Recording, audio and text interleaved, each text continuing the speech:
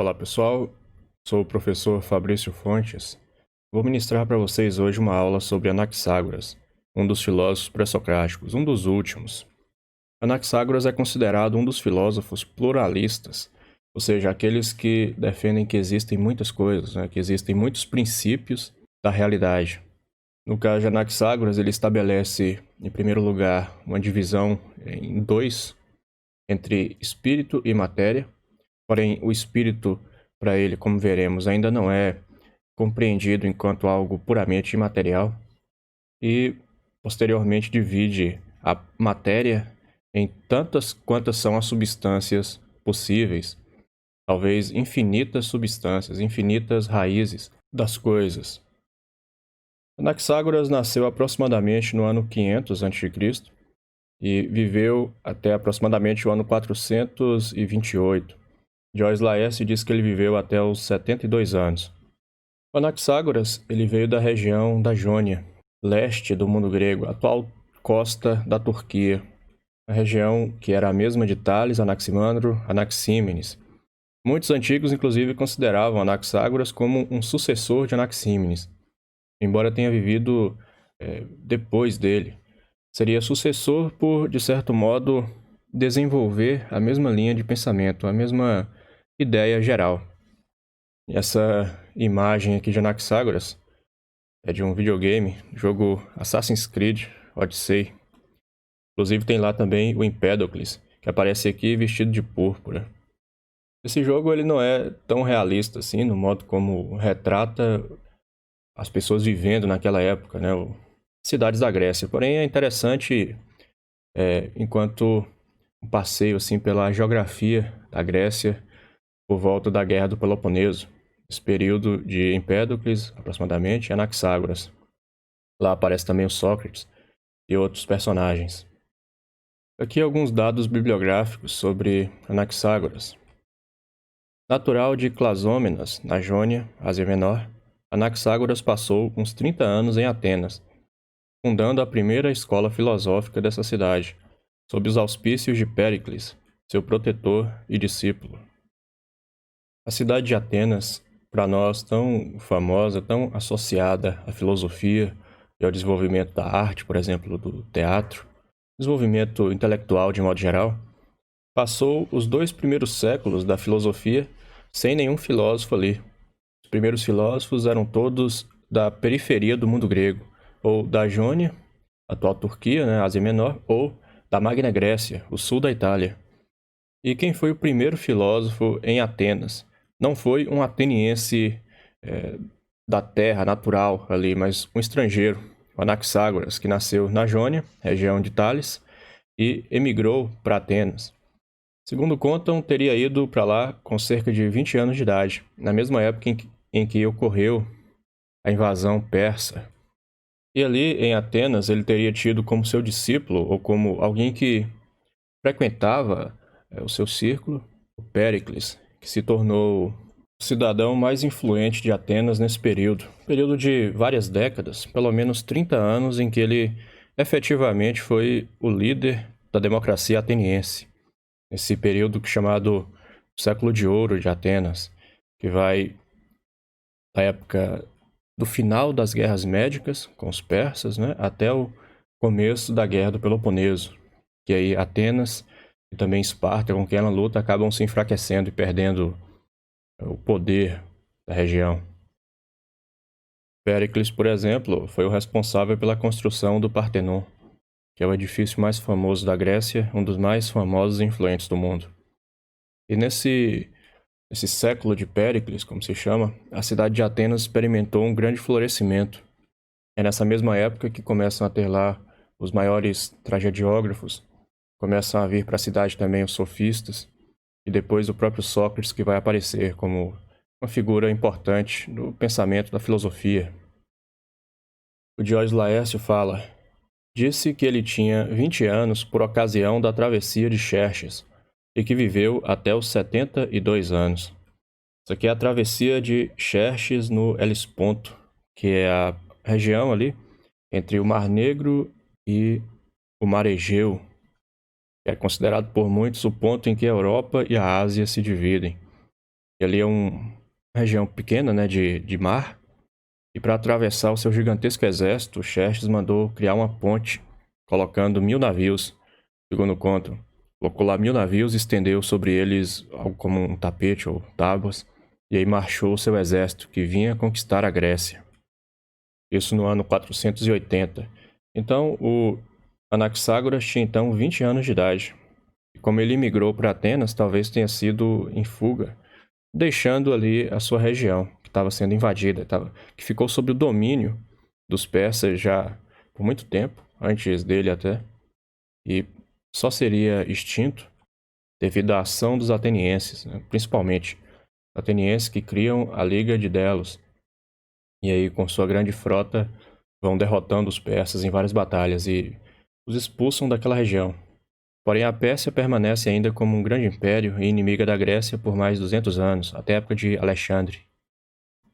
Iniciou a sua atividade de filósofo em Atenas, no Arcontado de Cálias, com a idade de 20 anos, segundo as palavras de Demétrio de Faleron no seu Registro dos Arcontes, e dizem que lá passou 30 anos. Essas datas nem sempre são as mais precisas, porém a mais confiável aqui é o fato dele ter ido para Atenas, ainda jovem, e ter ficado lá por várias décadas. O primeiro filósofo em Atenas. Anaxágoras parece ter iniciado a sua trajetória enquanto filósofo ainda jovem, porém escreveu apenas velho, já que alguns registros antigos dizem que ele escreveu após o Empédocles. E após passar décadas em Atenas, ele foi acusado de impiedade, ou seja, de um crime religioso, porque ele teria negado a divindade do Sol. O Sol, o deus Hélios, ficou associado também com Apolo. Na religião antiga, tudo é divino, na religião hesiódica, né? E ele falou o seguinte: o Sol é uma pedra pegando fogo, uma pedra incandescente. E a Lua é feita de terra, não é a deusa Selene. É uma pedra parecida com a Terra e que tem uma geografia. Talvez o primeiro a dizer isso. Só que nesse período não se tinha muita ideia de liberdade de pensamento. Apesar da gente considerar a Grécia como um local mais livre, e de fato era em comparação com os outros países circundantes ali, né? Porém ainda existia esse tipo de coisa. Aí por ele ter afirmado que o Sol é só uma pedra de fogo, a Lua é feita de terra, ele foi acusado de impiedade e o condenaram à morte. O primeiro filósofo em Atenas a ser condenado à morte, não o último. Porém, o Anaxágoras não cumpriu a sentença. Foi acusado também de auxiliar os persas. Ele foi acusado de medismo, né? Os medos, os persas. As guerras médicas haviam acabado, as principais, só que continuavam como inimigos da Grécia. Aí, como ele veio de uma região que estava sob o domínio persa por muito tempo, por várias décadas, talvez para ter uma desculpa para acusá-lo, né? Seus inimigos disseram que ele era amigo dos persas. Então, Anaxágoras foi condenado à morte, porém ele conseguiu escapar da sentença refugiando-se em Lâmpsaco, na Jônia, atual Turquia. Não se sabe se ele fugiu ou se ele deu um jeito ali de ser inocentado, mas ele não cumpriu essa sentença. E ali, nessa cidade, ele prosseguiu a sua atividade filosófica até sua morte, aos 72 anos. Teria ficado nessa cidade por pelo menos uma década, se não mais. Então, o principal sobre a vida de Anaxágoras é que ele foi o que levou a filosofia para Atenas, que depois se tornaria a cidade central da filosofia, com Sócrates, Platão, Aristóteles, mas também no período helenístico, as escolas cínica, cética, epicurista, estoica. E ele influenciou Péricles e influenciou também o Sócrates. Em certo aspecto, o Sócrates ele recusa o modo como Anaxágoras praticou a filosofia. Porém, nessa recusa, o Sócrates constrói o seu método próprio, né, suas ideias, como é dito, por exemplo, no Fédon. Platão descreve Anaxágoras como o último dos velhos filósofos, ou seja, o último dos filósofos da natureza, dos físicos, o qual viveu já na época dos sofistas, né, na época de Protágoras e Gorgias. Porém, hoje se considera que o último dos filósofos da natureza, o último desses velhos filósofos, seria o Demócrito.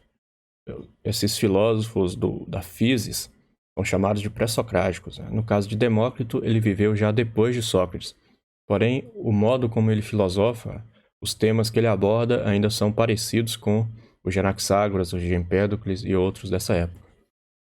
Aqui o que diz Sócrates na sua Apologia, escrita por Platão.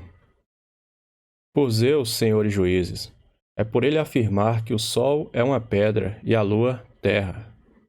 Imaginas tu, caro Meleto, que estás a acusar Anaxágoras, e desprezas o júri, e julga-os assim tão iletrados que não saibam que os livros de Anaxágoras de Clasômenas estão repletos de tais teorias?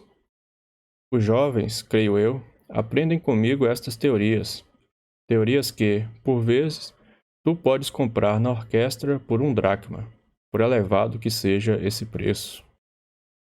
Sócrates foi outro filósofo a ser acusado de impiedade em Atenas, e o acusaram de coisas semelhantes a Anaxágoras. Por exemplo, acusaram Sócrates de investigar questões celestes e negar os deuses da cidade. Isso aí talvez com base numa difamação feita pelo Aristófanes, que ele faz uma peça As Nuvens, em que aparece lá o Sócrates conversando com as nuvens, ou seja, como um filósofo da natureza. Só que Sócrates já representava uma ruptura com isso, uma mudança das questões da natureza para as questões humanas, né?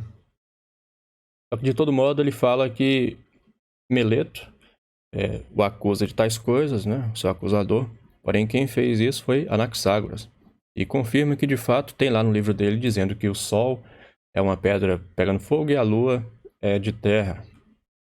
E diz que esses livros, esse livro de Anaxágoras pode ser comprado por 1 dracma, que era pouco dinheiro naquele tempo.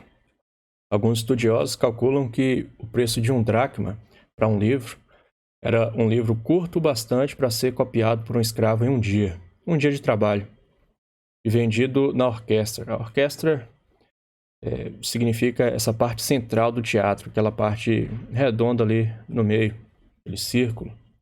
Ou talvez ele se refira a uma região de Atenas ali da época, né? Um bairro ali.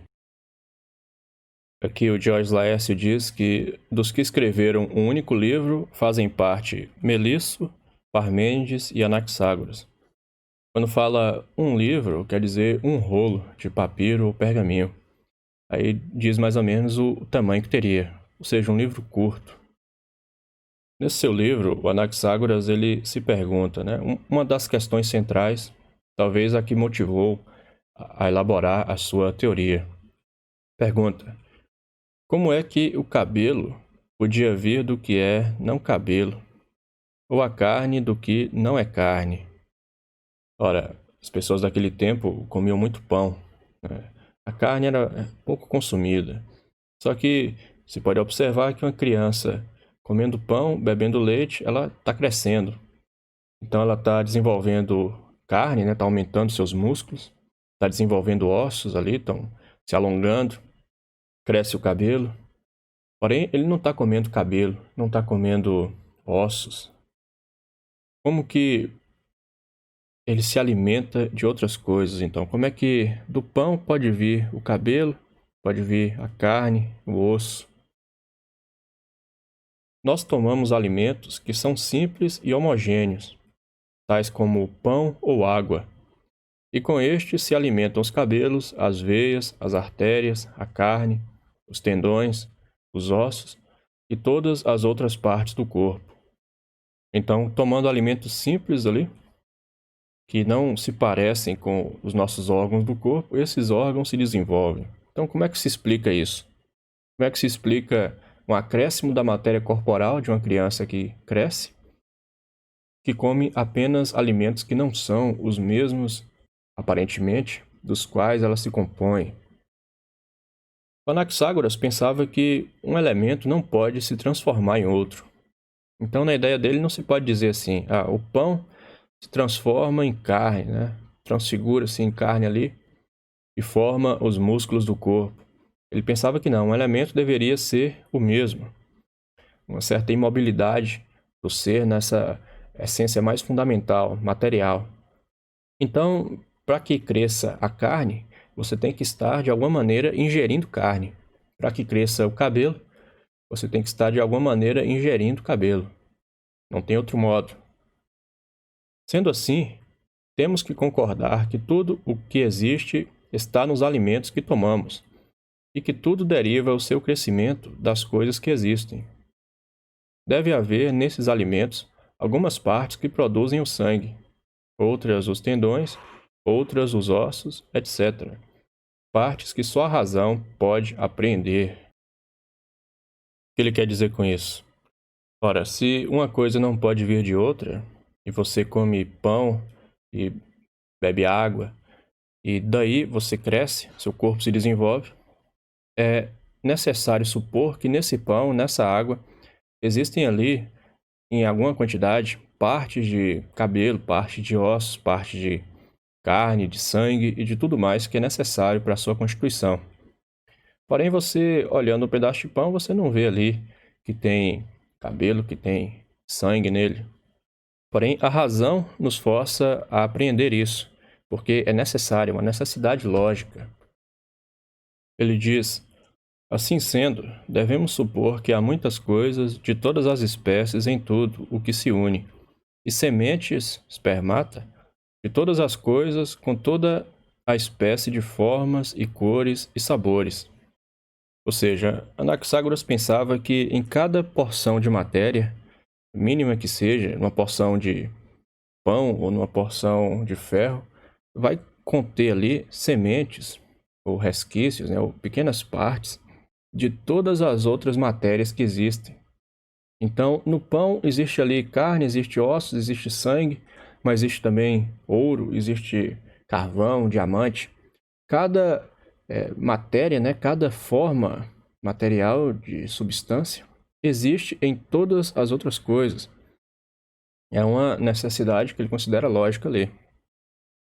E ele pensa que, no princípio, tudo isso estava junto, estava congregado numa só massa de matéria.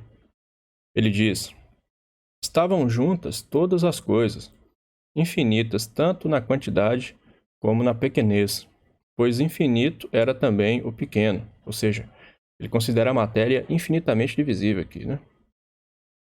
E estando todas juntas, nenhuma delas era evidente devido à sua pequenez. Como todas as substâncias materiais, todos os elementos estavam misturados nessa massa primordial, era impossível distinguir qualquer característica nela.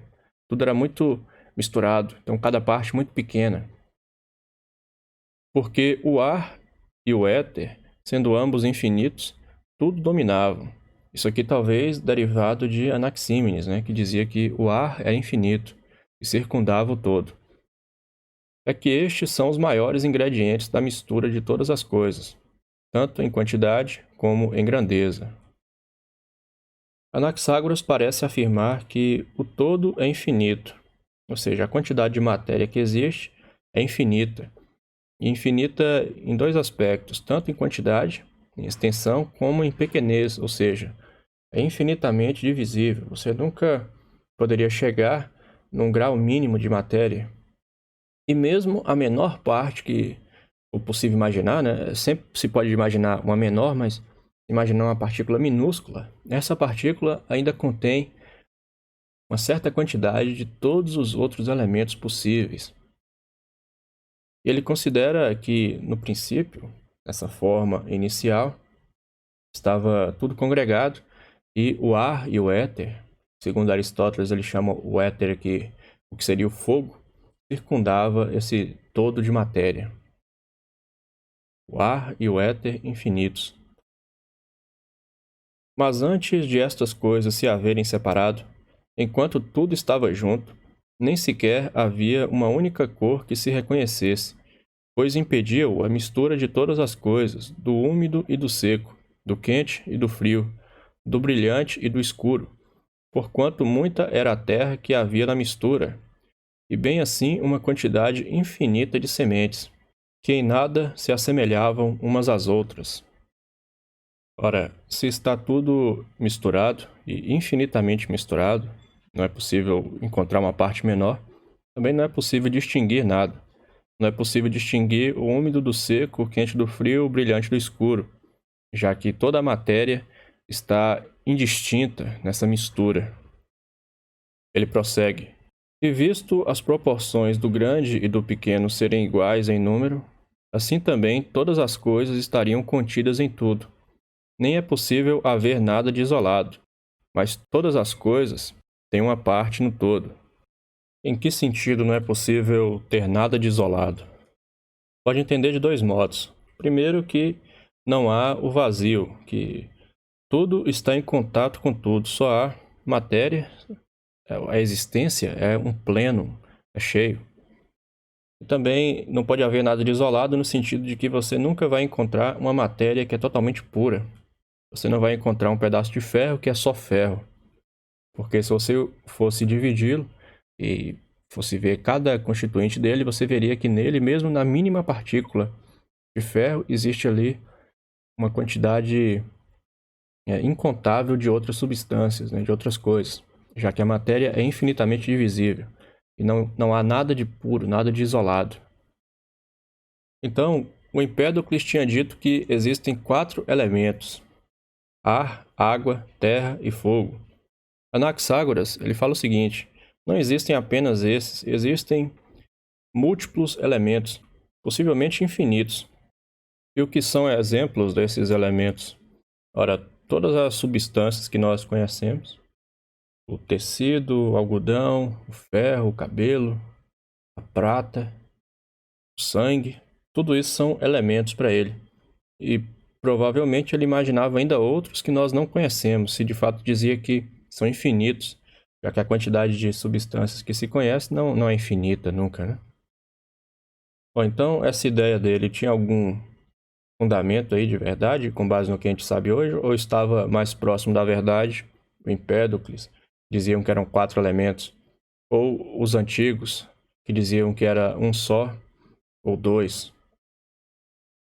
Hoje sabemos que há 92 elementos que ocorrem naturalmente, e mais ainda alguns que ocorrem ou são apenas teorizados, né? Ocorrem por meio de experimentos que duram muito pouco tempo, né? Alguns milésimos de segundo ali, ou menos que isso, e alguns que são teorizados que possam existir. Então é um número grande, talvez mais de 100, porém não é um número infinito. Então, quem estava mais próximo da verdade, Anaxágoras ou Empédocles? Talvez Anaxágoras, né? Mas infinito também já é um erro. Diz Aristóteles no livro Do Céu. Sobre os elementos, Anaxágoras e Empédocles têm opiniões contrárias.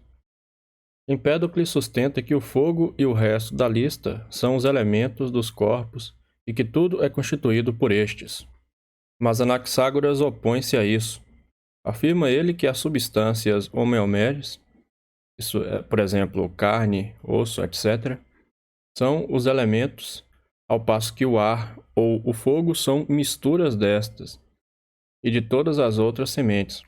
Cada um deles é um agregado de partículas invisíveis. Por essa razão, tudo nasce destes dois, sendo o fogo e o éter sinônimos, em Anaxágoras. Nessa passagem aqui, nesse comentário de Aristóteles, aparentemente Anaxágoras considerava que os 4 elementos de Empédocles sequer eram elementos, mas eram combinações de elementos, porque os elementos em si, as raízes, seriam inúmeros e seriam cada coisa distinta, assim, concebida como distinta pela mente humana. A coisa em si jamais estaria perfeitamente distinta e separada. E essa palavra, homeomeres, ou seja, aquilo que é idêntico a si mesmo, aquilo que é homogêneo, é uma palavra usada por Aristóteles para explicar a teoria de Anaxágoras. Nos textos de Anaxágoras, nós não temos essa palavra. Ele usa a palavra sementes, espermata. E ele destaca aqui que no ar e no fogo, que ele chama de éter, estão ali as substâncias também, a carne, osso, etc. Porém, para Anaxágoras, em todas as coisas está um pouco de tudo. Então, não só no fogo, no ar, mas em tudo.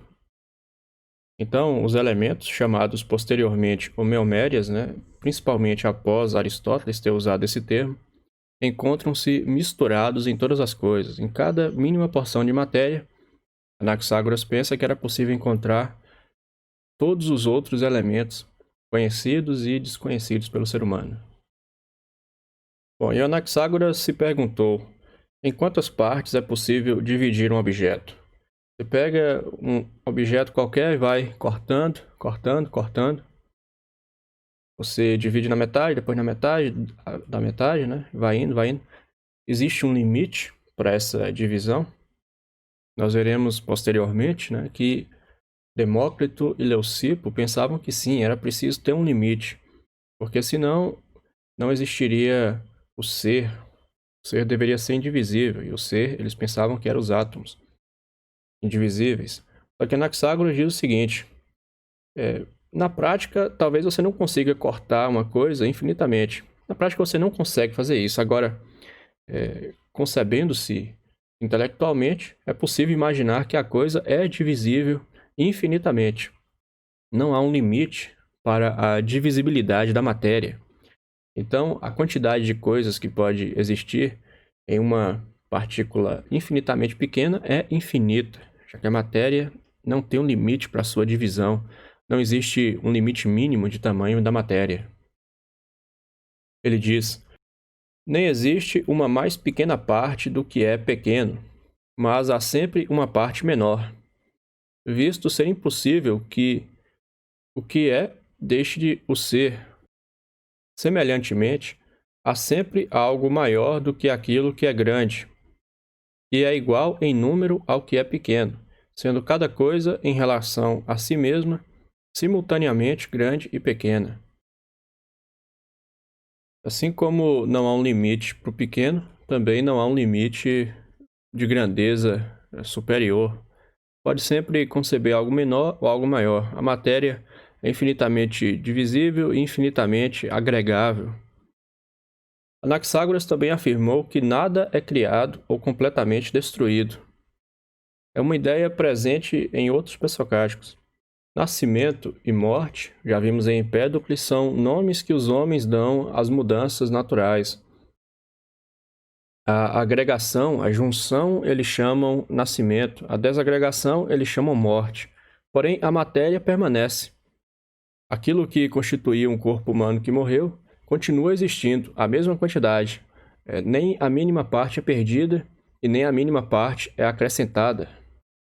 Ele fala: os gregos laboram no erro ao admitir o nascimento e a morte, pois coisa alguma se cria ou se perde, mas tudo se une ou separa das coisas que existem. Por isso, andariam melhor em chamar ao criar-se, unir-se, e ao perder-se, separar-se. Nascimento é composição, união, ordenamento.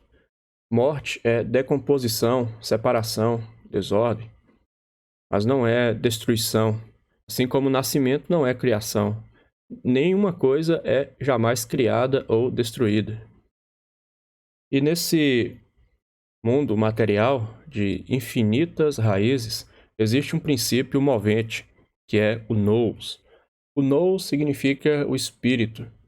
E o espírito, na filosofia de Anaxágoras, é aquilo que põe toda essa matéria em movimento. É responsável por todos os movimentos, desde os astros até o movimento dos seres vivos. Ele fala: todas as outras coisas têm uma porção de tudo, mas o espírito é infinito e autônomo, e não se mistura com o que quer que seja, mas existe sozinho, de per si. Na filosofia de Anaxágoras, cada porção de matéria contém elementos ali, exemplares de todas as outras substâncias que existem.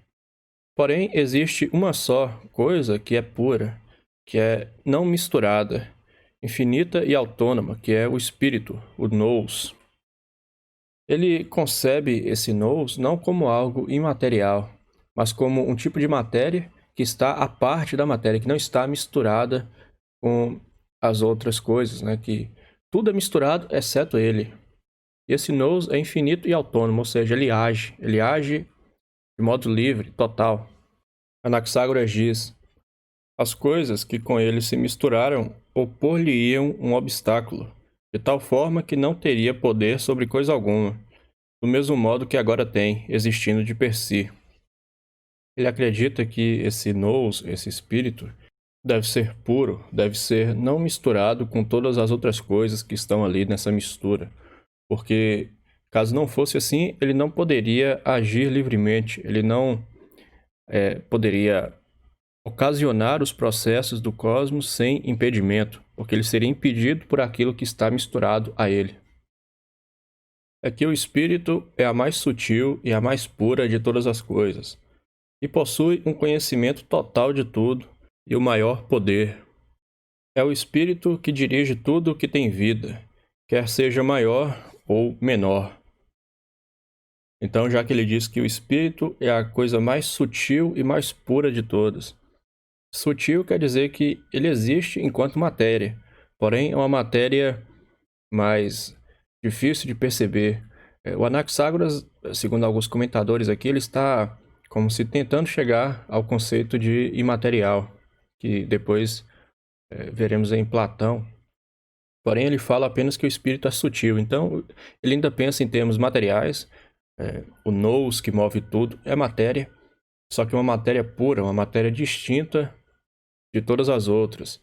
E esse espírito que está em tudo, que permeia tudo sem estar imiscuído às próprias coisas, dirige tudo, quer as maiores, quer as menores coisas que existem.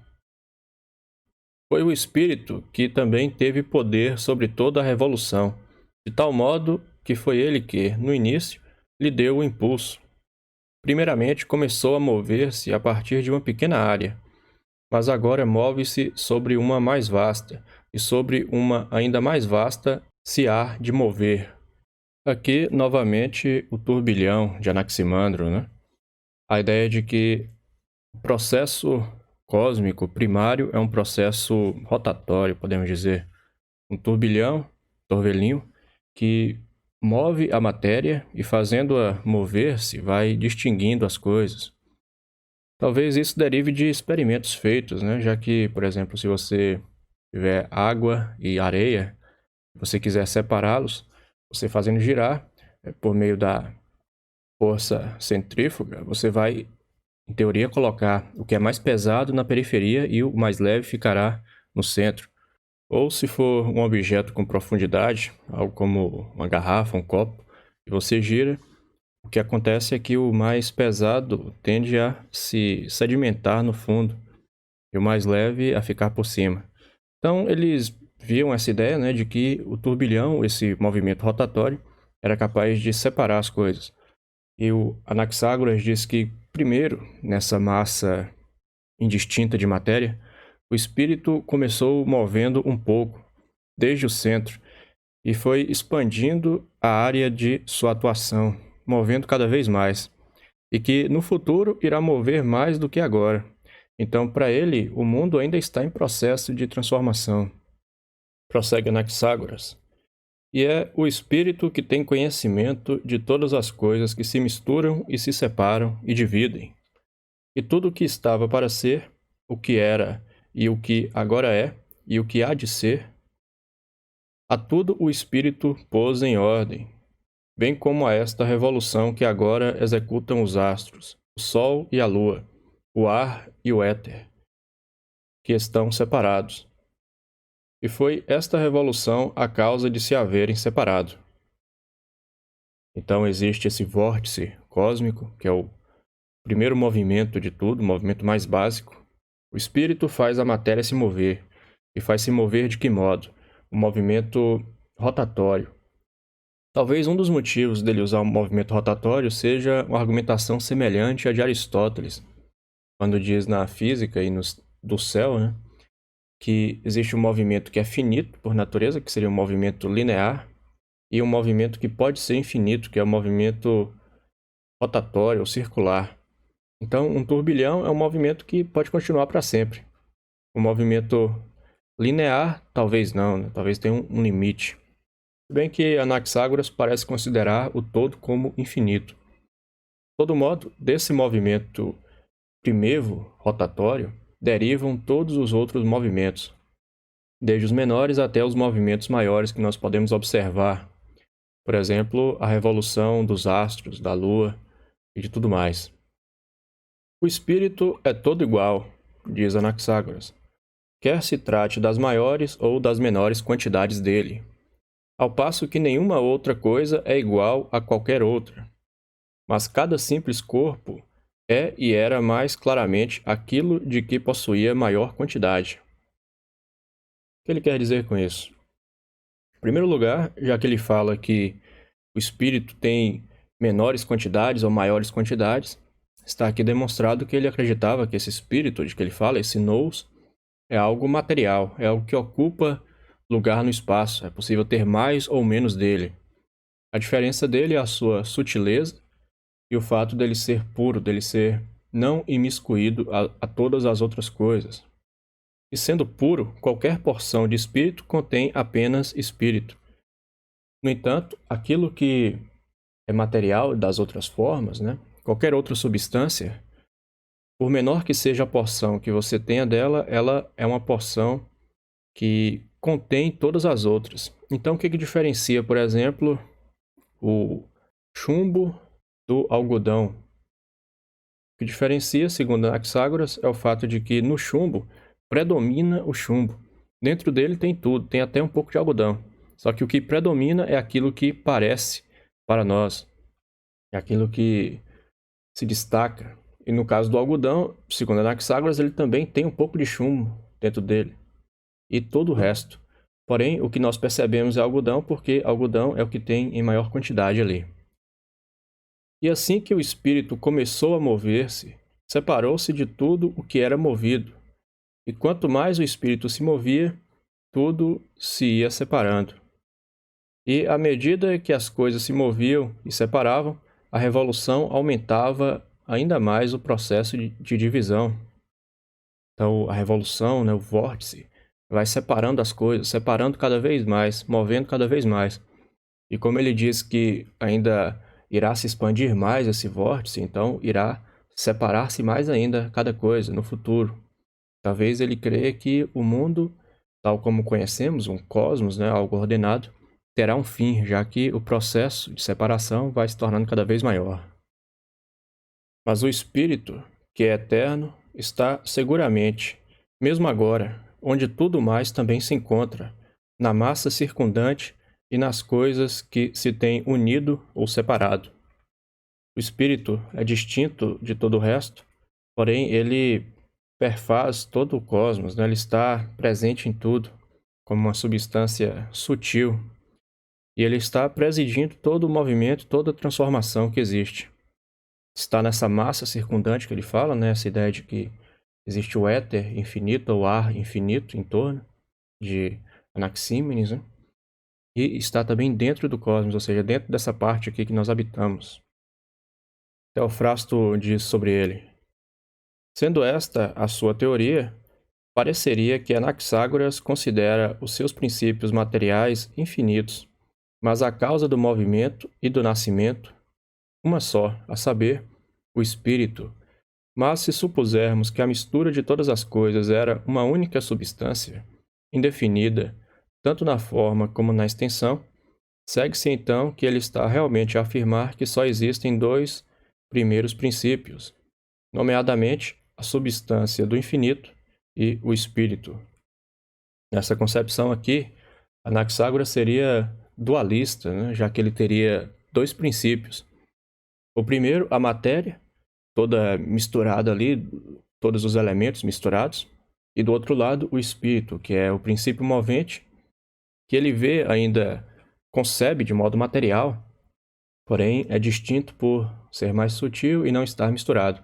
Então seriam essas duas coisas. Poderia dizer também que é um princípio passivo, que é a matéria, e um princípio ativo, que é o espírito, o nous. Aristóteles fala na física. Estes dois, porém, diferem entre si, no que Empédocles imagina ser um ciclo de tais mudanças e Anaxágoras uma única série. Isso aqui, aparentemente, quer dizer aquela ideia de que Anaxágoras defende que o mundo surge em um momento e prossegue num ampliar-se desse vórtice, né? Enquanto que Empédocles fala de ciclos do mundo. O mundo surge e se desfaz. Ele, na verdade, se destrói duas vezes, né? Se destrói tanto pelo predomínio do amor quanto pelo predomínio do ódio. E no meio termo entre esses dois, quando há ali o conflito entre os dois, né? O equilíbrio, parcial, é aí que as coisas nascem e vivem. Além disso, Anaxágoras postulava uma infinidade de princípios, nomeadamente as substâncias homeomeres. Isso aqui é um termo de Aristóteles, que não aparece nos fragmentos de Anaxágoras. E, conjuntamente, os contrários, ao passo que Empédocles postula apenas os chamados elementos. A teoria de Anaxágoras, de que os princípios são em número infinito, foi provavelmente devida à sua aceitação da opinião comum dos físicos, de que nada nasce do não ser. Aqui, no caso seguinte, é aquela ideia de que como que você comendo pão, bebendo água, vai desenvolver ossos, carne, cabelo, unhas. Eles consideram que é impossível porque o ser não pode nunca surgir, tal como tinha dito Parmênides. Então, os físicos que vêm depois de Parmênides, como Empédocles e Anaxágoras, eles defendem a ideia de que existe apenas mudança, alteração espacial, podemos dizer, de configuração, mas não uma alteração essencial. Não é um ser tornando-se algo que não era, é apenas uma mudança aparente para nós. No caso, o Empédocles tinha dito que com 4 elementos se pode explicar tudo, todo o mundo natural. Só que Anaxágoras vai além e fala que não, é preciso ter um elemento ou uma raiz correspondente a cada substância que podemos perceber. Então prossegue aqui Aristóteles. Pois esta é a razão pela qual eles usam a frase: todas as coisas estavam juntas, e porque o nascimento desta ou daquela espécie de coisa se reduz a uma mudança de qualidade, ao passo que outros falam de combinação e separação. Além disso, o fato de os contrários provirem uns dos outros levou-os à mesma conclusão. No caso aqui, a ideia do um, que deriva de Parmênides. O ser é um. Então, os físicos posteriores, de certo modo, eles afirmam isso, modificado. O ser é um, de certo modo. O ser é aquela massa inicial de matéria. E ele se diferencia, aparentemente, nas suas qualidades, digamos. E surge aqui, como podemos ver, a própria ideia de diferenciação qualitativa. Não é que há uma passagem do ser para o não ser ou do não ser ao ser. É uma diferença de qualidade, ou seja, o ser adquire uma qualidade diferente em dados momentos, mas ele não altera o seu aspecto principal enquanto aquilo que é, aquilo que existe. Lembremos que tanto Empédocles quanto Anaxágoras consideram que a matéria, que o princípio fundamental de tudo, é eterno. Ele não é criado e nunca vai ser destruído. E, portanto, ele é como o ser de Parmênides. Raciocinavam eles, deve ter já existido no outro, pois, uma vez que tudo o que nasce deve surgir quer do que é, quer do que não é, e que lhe é impossível surgir do que não é, neste ponto todos os físicos estão de acordo, é impossível que do nada algo apareça. Eles pensavam que se seguia necessariamente a verdade da alternativa, nomeadamente, que as coisas nascem a partir de coisas que existem, isto é, de coisas já presentes, mas imperceptíveis para os nossos sentidos em virtude da pequenez do seu tamanho. Assim, afirmam eles que todas as coisas estão misturadas em tudo, porque viam que tudo procedia de tudo.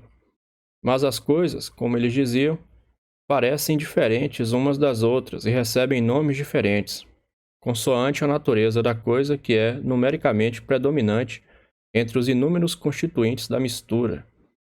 Pois nada, afirmam eles, é pura e inteiramente branco, ou preto, ou doce, ou carne, ou osso, mas consideravam que a natureza de uma coisa é a daquilo que ela contém em maior quantidade. Aí existia até uma frase que ficou conhecida, né, que Anaxágoras dizia que a neve é preta. Os seus críticos disseram, né? Anaxágoras pensa que a neve é preta, porque o branco da neve deve conter um pouco de preto ali, já que tudo está presente em tudo. Então, todas as qualidades, inclusive todas as cores, estão presentes em todas as coisas. Porém, nós percebemos aquela que predomina mais, aquela que está em maior quantidade. Pois o ar e o éter separaram-se da massa circundante, que é infinita quanto à quantidade. O espesso e o úmido e o frio e o escuro agruparam-se no lugar onde agora é a terra, ao passo que o raro e o quente e o seco e o brilhante se retiraram para fora, para a parte mais afastada do éter. Aqui passagens que explicam o surgimento do mundo, né, de modo um pouco mais detalhado. A ideia de que o éter e o ar, né, que Aristóteles interpreta o éter como fogo, então o fogo e o ar circundam o mundo, e aquilo que é frio, que é úmido, escuro e espesso, juntou-se na parte mais central ali, na parte do cerne, e essa parte agora é a Terra, enquanto que o raro e o quente e o brilhante foram para fora, para a parte periférica. Destas coisas, uma vez separadas, se solidificou a terra. É que a água separa-se das nuvens, a terra da água, e da terra se solidificaram as pedras, por ação do frio, e as pedras tendem a deslocar-se para fora mais do que a água. Explicando aqui, né, como que o mundo se configurou. Esse, inclusive, foi um dos motivos de Sócrates ter se decepcionado com o livro de Anaxágoras. Ele fala que quando soube que um pensador, lá um homem, tinha dito: o espírito move todas as coisas. Aí o Sócrates pensou que no livro de Anaxágoras ele colocava um espírito, ou seja, uma inteligência cósmica, que havia ordenado todas as coisas e que teria feito cada coisa tal como é melhor que seja. Por exemplo, por que que o dia dura 24 horas e não mais e nem menos? Sócrates pensou que Anaxágoras teria dito: ora, porque o espírito que compreende tudo, que está em tudo, contemplou as possibilidades e viu que era melhor ser assim. Essa é a duração ideal de um dia. Ou por que que os animais têm ciclos de vida determinados, eles envelhecem? Ora, porque o espírito viu que era melhor assim, pensou Sócrates. Só que quando ele leu, ele viu que Anaxágoras dava um papel importante ao espírito, mas no começo. O espírito coloca as coisas em movimento, faz com que tudo gire, cria o turbilhão. Porém, quanto mais avança o processo natural, menos o espírito parece atuar na cosmologia dele. Nessa parte aqui, por exemplo, né, uma vez que colocou tudo em movimento, o que faz com que a Terra fique em um lugar, a água em outro, as nuvens em outro, são processos naturais. É a ação do frio, ação de forças naturais cegas, digamos, né? Não é um espírito agindo com propósito. Aqui é um fragmento muito interessante dele.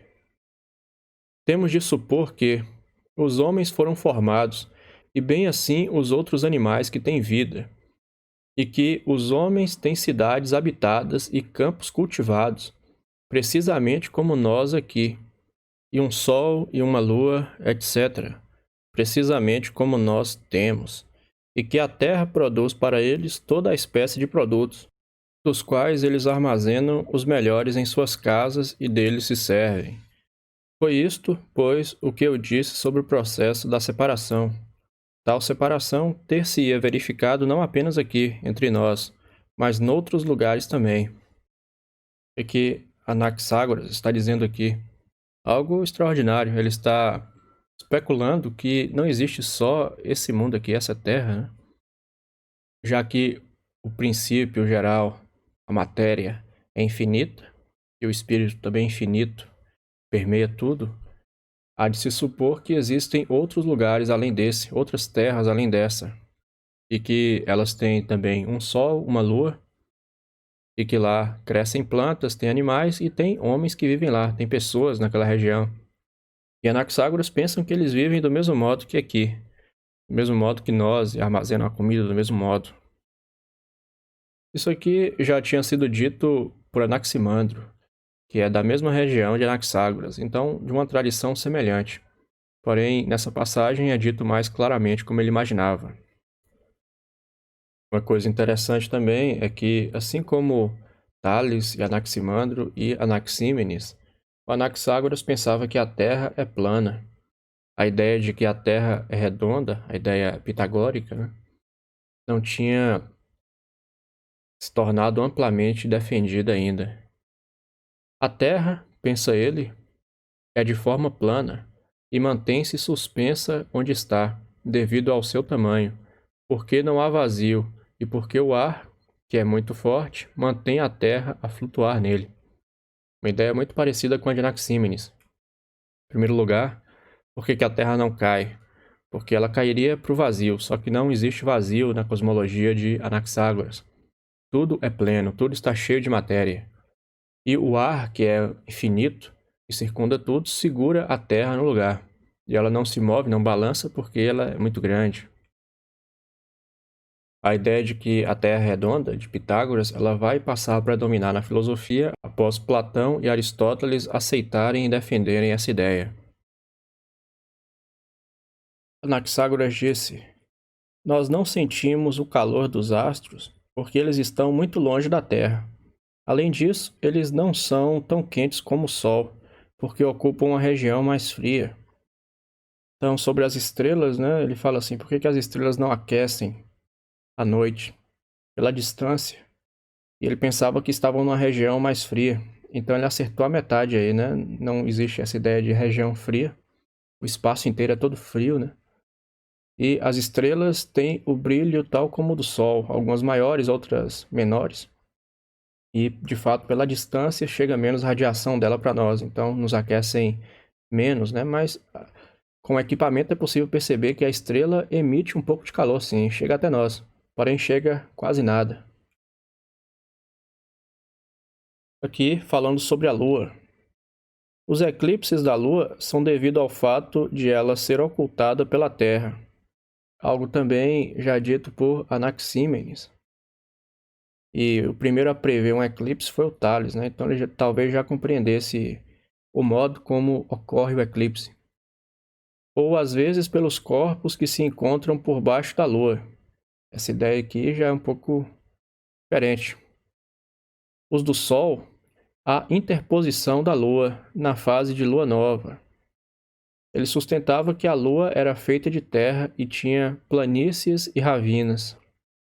Esse aspecto aqui, essa ideia de que a Lua é como a Terra, a Lua tem uma geografia, tem montanhas, planícies e tal. Isso aí foi recusado pela história, né, por cerca de 2000 anos. Platão e Aristóteles supunham que os astros eram perfeitos. Uma ideia derivada também do pitagorismo. Aristóteles, por exemplo, afirma que a Lua deve ser perfeita, uma esfera perfeita. Portanto, não tem planícies ou ravinas, e não é como a Terra. Só que o Anaxágoras acabou acertando nisso, né? Aqui, por exemplo, essa imagem é uma foto da Lua. Uma foto tirada da Lua que mostra a Terra despontando no horizonte. A Lua é semelhante à Terra, porém só tem lá poeira, né? Um deserto. Os animais, diz ele, nasceram originalmente da umidade, mas mais tarde uns dos outros. Qual é a origem da vida para Anaxágoras? Parece semelhante também a Anaximandro, a ideia de que a vida surge na água ou na umidade. Anaximandro tinha dito que surge da lama, né, da terra misturada com água e no calor. Uma ideia também que hoje é aproximadamente aquela que se defende. A vida na Terra, no planeta Terra, surgiu nos oceanos, surgiu na água, portanto, na umidade. E muito posteriormente, bilhões de anos após o surgimento da vida, é que foram aparecer os primeiros seres vivos capazes de viver em terra. Anaxágoras, quando diz que o ar contém as sementes de todas as coisas, e que são estas sementes que, quando arrastadas para baixo com a chuva, dão origem às plantas. A ideia de que a chuva gera vida na terra. Talvez aqui uma ideia muito arcaica, né? Extraída talvez de Hesíodo. Na Teogonia de Hesíodo, o céu se une à terra, Urano se une a Gaia e engravida Gaia, né? Como o céu engravida a terra com a chuva. E quando chove, viceja a terra. Então, Anaxágoras, já que ele acreditava que tudo tem um pouco de tudo, então no ar também, nas nuvens, tem lá um pouco daquilo que faz formar as plantas, né? existe lá a matéria delas. E quando chove, então, essa matéria na terra faz crescer as plantas. Nesses fragmentos aqui, o Anaxágoras demonstra um pouco de ceticismo. Os pré-socráticos, de modo geral, eles são vistos como dogmáticos, né? Eles afirmam as coisas, eles não necessariamente se preocupam em provar ou ver se é algo sólido ou se é algo que não resiste tão bem à crítica. Eles são mais afirmativos, né? Mas aqui ele diz: é devido à debilidade dos nossos sentidos que não somos capazes de distinguir a verdade. E diz também: as aparências são um vislumbre do obscuro. Então, ele não tem uma fé plena nos sentidos, talvez já devido à influência de Parmênides e Zenão. Os sentidos podem enganar. A razão, às vezes, te diz uma coisa que parece logicamente correta, que contradiz os seus sentidos. Então, ele diz que a aparência é um vislumbre do obscuro. É algo que te permite perceber, porém não ter a certeza. Ainda sobre o mesmo tema, Anaxágoras pensa que a percepção se obtém por obra dos contrários, pois o semelhante não é afetado pelo semelhante. Empédocles tinha dito que você percebe as coisas pelo semelhante. Você perceberia o quente pelo quente, o frio pelo frio que tem em você, por exemplo. Anaxágoras defende que você percebe pelos contrários. Uma coisa que está tão quente ou tão fria como nós, nem nos aquece nem nos arrefece. Quando se aproxima, nem podemos reconhecer o doce ou o amargo pelos seus semelhantes. Nós conhecemos, isso sim, o frio pelo quente, o insosso pelo salgado e o doce pelo amargo, proporcionalmente à nossa deficiência de cada um. Isso aqui parece correto, né? Por exemplo, se você está com a temperatura na sua mão de 36 graus e você toca num objeto que está com 36 graus de temperatura, você não percebe como quente ou frio. Porém, se a sua mão está mais fria do que o objeto, você o percebe como quente, ou se estiver mais quente que o objeto, você o percebe como frio. A percepção é do contrário. Aqui nessa GIF que eu coloquei, essa imagem, mostra uma percepção que é diferente para cada pessoa. Essa imagem é apenas preto e branco, porém, ao observar as linhas girando, as pessoas percebem cores ali. E cada um percebe cores diferentes. Alguns vão ver azul, outros vermelhos. É possível ver outras cores. Um fragmento de Anaxágoras que fala sobre o arco-íris. Ele tenta dar uma explicação desse fenômeno natural. Chamamos arco-íris o que nas nuvens brilha contra o sol. É, portanto, sinal de tempestade, pois a água correndo em volta da nuvem produz vento ou precipita chuva. Explicação correta do arco-íris, né? Já que ele ocorre devido à refração da luz nas gotículas de água suspensas na atmosfera. Quando chove, ficam aquelas gotículas ali, e aí reflete a luz, refrata a luz, né? A luz branca do sol, que se divide no espectro visível ao ser humano, que são as cores do arco-íris. Então essa é a filosofia de Anaxágoras, explicada aqui de modo mais sumário, resumido. Um feito importante de Anaxágoras, que teria grande repercussão em toda a história, foi o de ter levado a filosofia para a cidade de Atenas, que depois seria o centro da cultura grega e se pode dizer o centro da cultura ocidental. E ali em Atenas ele foi mestre de Péricles, ou influenciou Péricles, né? E também influenciou Sócrates, de um modo ou de outro. Na filosofia dele, Anaxágoras foi um físico, estudou sobre a natureza, assim como outros jônios, e é um físico que defende a pluralidade dos seres, defende que existem muitas coisas, muitas raízes. Ele pensa que a matéria se divide não só em 4 tipos, né, como pensou Empédocles, ar, água, terra e fogo, mas se divide em tantas substâncias quanto as que percebemos, ou até mais, já que ele pensa que são infinitos os elementos materiais possíveis. Ele chama de raízes, né, ou elementos materiais, porém Aristóteles deu o nome de homeomérias. Homeoméria seria aquilo que é igual a si mesmo. E para Anaxágoras, os elementos nunca se encontram distintos e totalmente separados. Tudo está misturado com tudo. Então, um pedaço de pão contém ali dentro dele um pouco de ferro, um pouco de ouro, um pouco de sangue, um pouco de cabelo e de tudo mais. Porque de outro modo você não poderia nutrir-se dele, já que você não é feito de pão, você é feito de carne, ossos, sangue e outros elementos desse tipo. Então ele pensa que cada substância que podemos ver é um elemento. Anaxágoras se perguntou em quantas partes é possível dividir um objeto. Para ele, é possível dividir infinitamente. Não existe um limite mínimo para o tamanho da matéria e nem um tamanho máximo possível. É possível sempre se acrescentar ou se diminuir cada vez mais. Porém, essa separação não seria total, já que para ele não existe o vazio, não existe o vácuo. Tudo está pleno, tudo está cheio de matéria.